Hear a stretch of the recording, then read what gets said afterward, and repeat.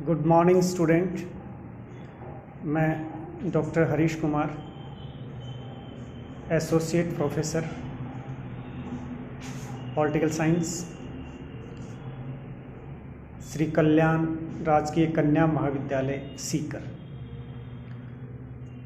अपन ने इससे पिछली कक्षा में सुप्रीम कोर्ट के बारे में चर्चा की थी, जिसमें सुप्रीम कोर्ट का कॉन्स्टिट्यूशन में क्या प्रोविज़न किया गया है। सुप्रीम कोर्ट में जो न्यायाधीश हैं 1+33, एक मुख्य न्यायाधीश, उसके अलावा 30 अन्य न्यायाधीश होते हैं, उनके बारे में चर्चा की थी। और कौन व्यक्ति सुप्रीम कोर्ट के अंदर न्यायाधीश बन सकता है, उसकी क्या क्या योग्यताएं होती हैं, उनके बारे में अपन ने डिस्कस किया था। इसके अलावा सुप्रीम कोर्ट के जो न्यायाधीश हैं उनको उनके पद से समय से पूर्व हटाया भी जा सकता है, जिसको हम महाभियोग कहते हैं। उस चीज़ के बारे में भी अपन ने चर्चा की थी, और उनके क्या क्या कार्य हैं, क्या क्या उनकी शक्तियां हैं, इन सब चीज़ों के बारे में अपने चर्चा की थी। आज की कक्षा में अपना जो टॉपिक होगा वो है गवर्नर, राज्यपाल। भारत का जो संविधान है वो संघात्मक संविधान है। इसमें संघ और राज्यों के शासन के संबंध में प्रावधान किया गया है। राज्य की भी शासन पद्धति संसदीय है।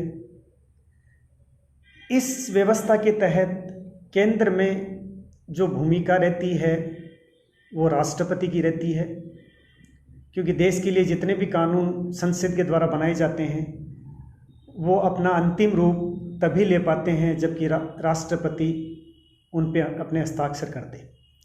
जिस प्रकार केंद्र के अंदर राष्ट्रपति की जो भूमिका है, उसी प्रकार राज्यों के अंदर वही भूमिका राज्यपाल की है, जिसके बारे में आज अपन चर्चा करने जा रहे हैं।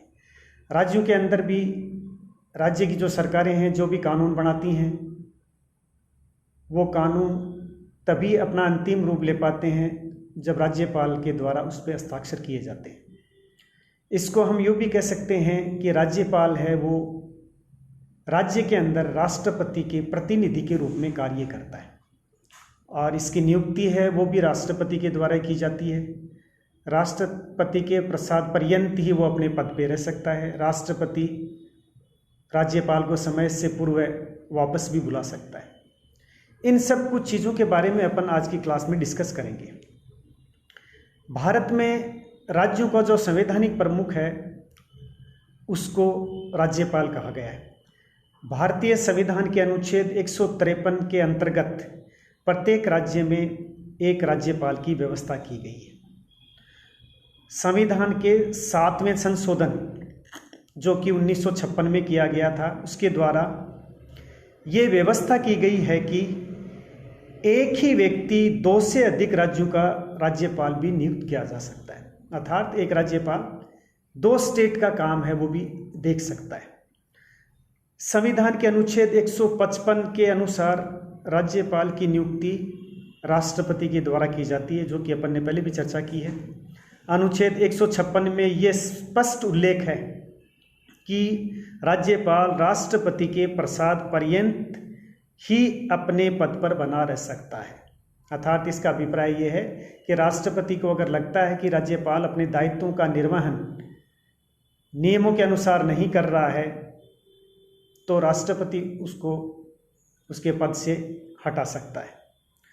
इसके बाद अपन चर्चा ये करेंगे कि किस व्यक्ति को राष्ट्रपति राज्यपाल के पद पर नियुक्त कर सकता है। इसकी कुछ योग्यताएं निश्चित की गई हमारे संविधान के अंदर, जिसमें है नंबर 1 पे है वह भारत का नागरिक हो, क्योंकि हमारे जितने भी महत्वपूर्ण पद हैं देश के अंदर, चाहे वो राष्ट्रपति का है, राज्यपाल का है, सुप्रीम कोर्ट का जो चीफ जस्टिस है या अन्य और जो जस्टिस हैं, सभी के लिए ये एक जो योग्यता है वो कॉमन है। वो कॉमन योग्यता क्या है कि वो भारत का नागरिक होना अनिवार्य है। कुछ में आयु को लेकर डिफरेंसेज हैं, किसी की आयु कम भी हो सकती है, किसी की ज़्यादा भी हो सकती है, वो एक चीज़ें अलग अलग हैं। लेकिन ये एक ऐसी योग्यता है जो कि देश के सभी महत्वपूर्ण महत्वपूर्ण पदों के ऊपर जो भी व्यक्ति नियुक्त होता है उसके लिए अनिवार्य है। दूसरी योग्यता है उम्र की। जैसे लोकसभा के सदस्यों के लिए भी संसद के 2 जो अंग हैं, लोकसभा राज्यसभा, उनके सदस्य चुनाव लड़ते हैं, उनकी भी कुछ एज को लेकर नियमों का निर्माण किया गया। वैसे ही राज्यपाल के लिए ये संविधान व्यवस्था की गई है कि उसकी उम्र कम से कम 35 वर्ष होनी चाहिए। तीसरी बात है कि वह केंद्र या राज्य विधायिका का सदस्य न हो। केंद्रीय विधायिका का तात्पर्य यहाँ पे संसद से है, यानी केंद्रीय विधायिका का मतलब संसद जिसके 2 अंग हैं, लोकसभा राज्यसभा, उनमें किसी का अंग नहीं होना चाहिए, वो मेंबर नहीं होना चाहिए। और राज्य विधायिका का मतलब हमारी विधानसभाओं से, तो वो विधानसभा का भी मेंबर नहीं होना चाहिए। चौथी जो योग्यता है वह किसी लाभकारी पद पर नियुक्त नहीं होना चाहिए। अगर वो लाभकारी पद पे है, अगर राष्ट्रपति उसको राज्यपाल नियुक्त कर रहा है तो उसको वो पद छोड़ना पड़ेगा।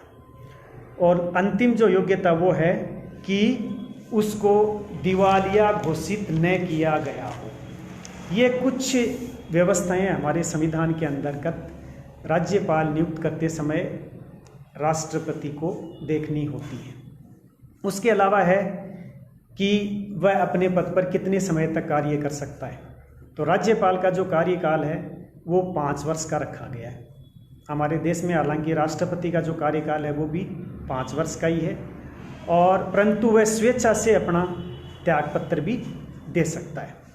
शपथ ग्रहण की जो व्यवस्था है, राज्यपाल को पद एवं गोपनीयता की शपथ राज्य के उच्च न्यायालय के मुख्य न्यायाधीश द्वारा दिलवाई जाती है। जिस प्रकार हम अगर केंद्र की बात करें, केंद्र में राष्ट्रपति को जो शपथ है सुप्रीम कोर्ट का जो चीफ जस्टिस दिलाता है, उसी प्रकार राज्यों के अंदर राज्यपाल को यह प्रोविज़न किया गया है कि यहाँ का जो हाई कोर्ट है उसका जो चीफ जस्टिस है वो उसको उसके पद की शपथ दिलवाएगा।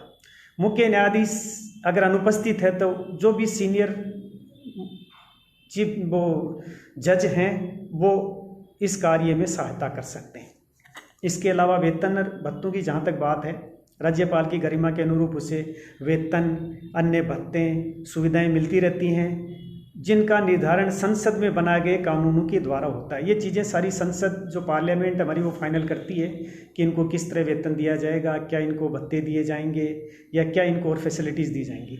राज्यपाल के कार्यकाल के दौरान उसके वेतन, भत्ते और अन्य सुविधाओं को घटाया नहीं जा सकता। जिस प्रकार अपन ने चर्चा की थी कि भारत का संविधान संघात्मक है, केंद्र के अंदर राष्ट्रपति जो कार्य करता है वो स्टेट के अंदर गवर्नर करता है।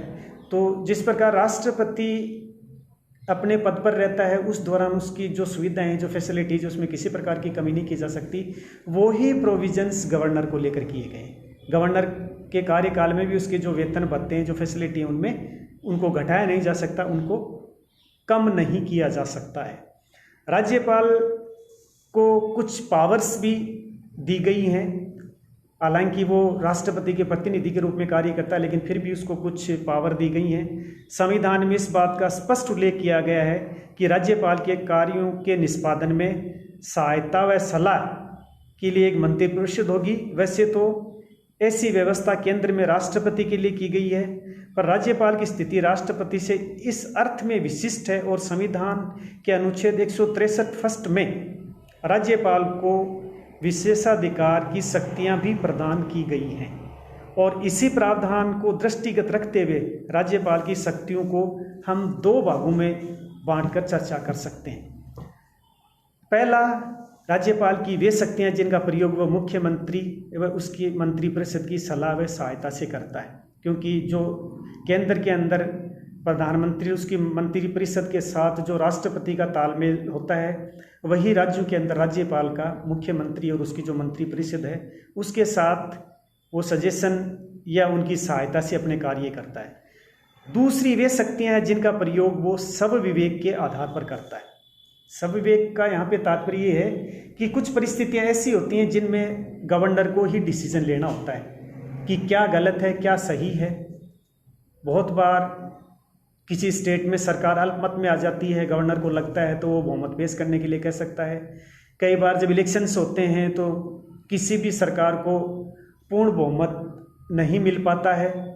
ऐसी स्थिति में भी सारा कार्य वो राज्यपाल ही करता है। इसके अलावा इसको कार्यकारी शक्तियां हैं या विधायी शक्तियां हैं, वित्तीय शक्तियां हैं, वो सारी राज्यपाल को संविधान के द्वारा दी गई है।